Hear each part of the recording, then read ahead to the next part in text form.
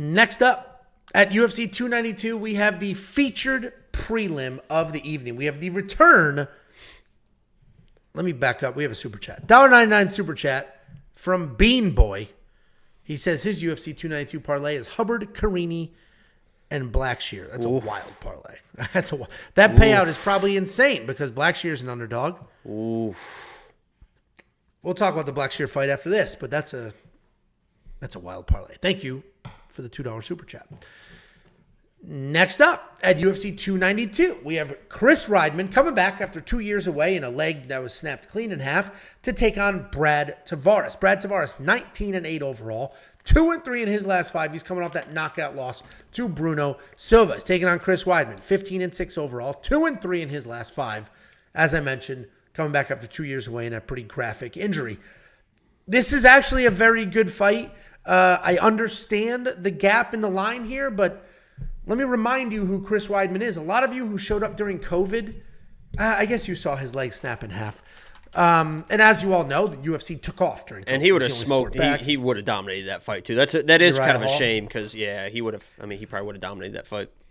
Well, Chris Weidman, the former middleweight champion of the world, he's a Division I wrestler. He's got good technical striking and very good BJJ. He's basically the original champion out of the Serra Longo camp. Obviously, Matt Serra was the champion, but outside of him, Chris Weidman was the original champion that sort of set that gym up. He's for beautiful, hey, man. I don't think this picture does it.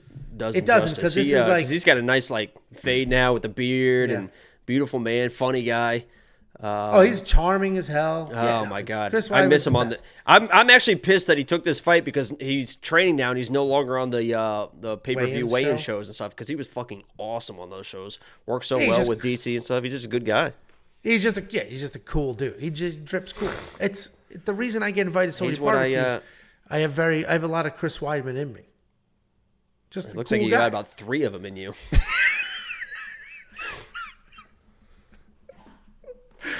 All right. That was incredibly rude. Chris Weidman, again, former middleweight champion, Division I wrestler, good hands, good BJJ. Problem is his chin started to give him some issues. But there was a point in time where when Chris Weidman was champion, people were like, this is the next guy. He beat Anderson Silva twice. He's the one who beat Anderson and took his belt. He beat him twice, and it's like, uh-oh. Chris Weidman's going to be the real deal.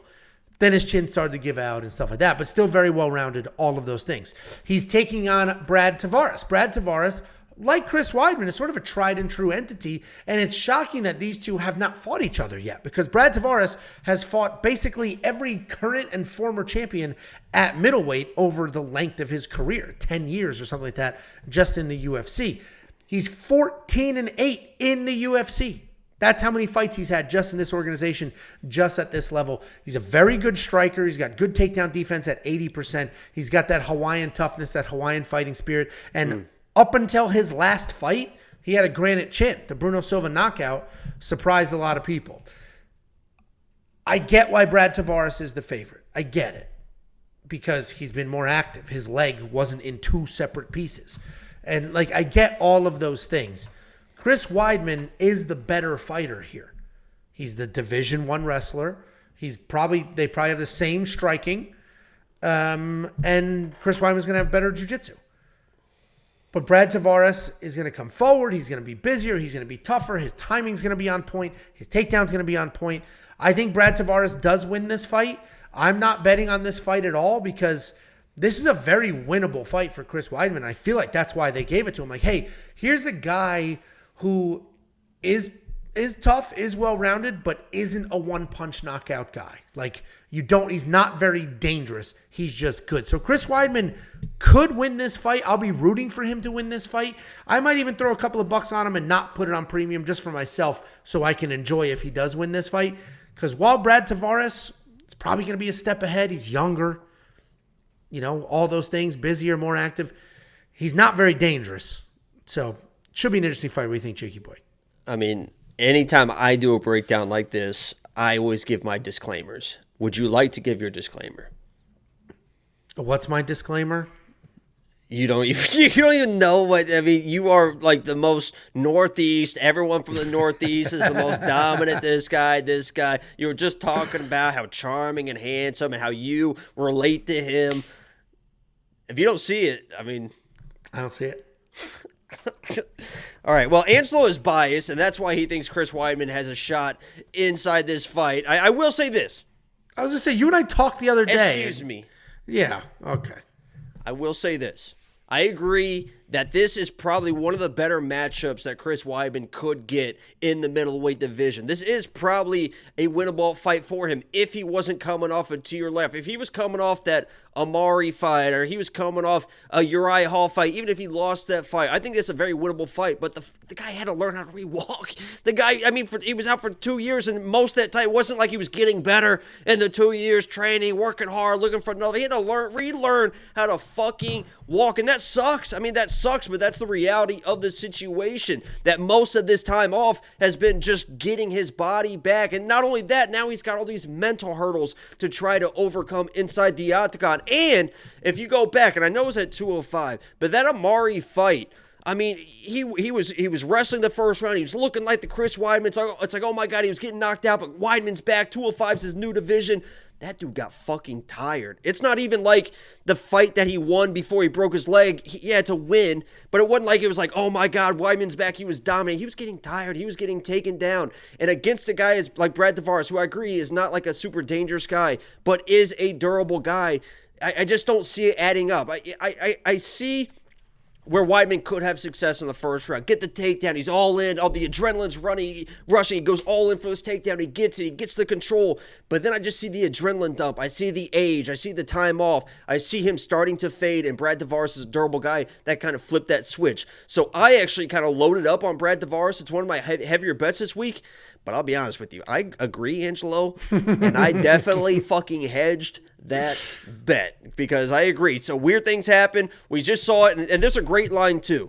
Not to run too long, but there's a great line that I saw on Twitter that's 100% right. And I can't remember who says it, but they're like, when it comes to MMA, very rarely do the aging veterans get storybook endings, right? It usually ends poorly. They fade, they start, and it's like, unless you're Robbie Lawler or Glover, but even Glover end up losing or whatever, it's like, usually when people are older, they do look old. And unfortunately, I think that's what's going to happen to Weidman. But I did put a little sprinkle as a hedge because Brad isn't like this crazy, finisher type dude. So it is what it is. Yeah, I think they gave him a fight that he could win. And that's not an insult to Brad. I mean, Chris Weidman's the former middleweight champion of the world.